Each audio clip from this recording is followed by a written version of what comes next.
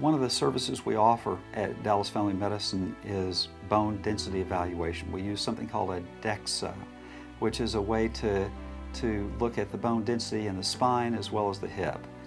The bone density test is something I think every woman should have, especially as you get probably into your 40s, 50s, you start thinking about your older age and you want to stay healthy. We call it osteopenia if they have a deficiency in bone mineral density. We call it osteoporosis if it's severe enough to meet that criteria. And then we look at their scores that are given to us by doing the bone density analysis, and we sit down and go over the results with the patient and talk about strategy if one need be taken. The density of the bone in my hip was considerably lower than it should have been.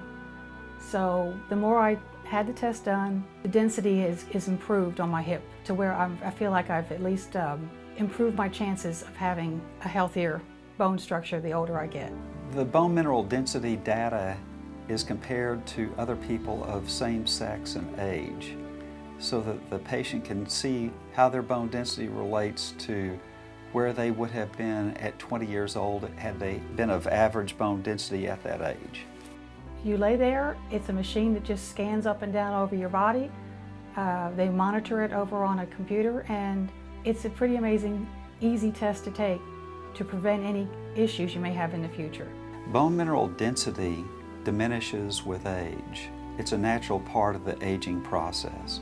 We find that people who are very physically active see much less bone mineral density loss. People who don't drink or smoke have much less loss of bone mineral density. I feel better about going into the second half of my life where I need to have the extra protection from any type of program that I can have available to me.